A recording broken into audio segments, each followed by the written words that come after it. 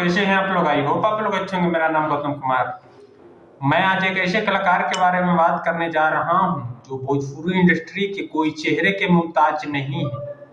जैसे कि ये फोटो में देख सकते हैं, फोटो देखने के बाद ये तो कोई चेहरे के मुमताज नहीं है भोजपुरी इंडस्ट्री में। इनका नाम खेसारी लाल यादव है।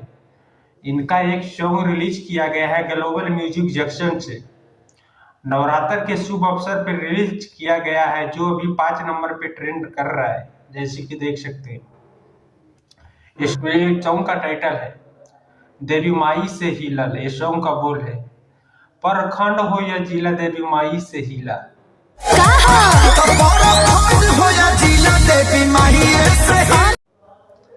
जैसे कि ये सॉन्ग सुन सकते हैं।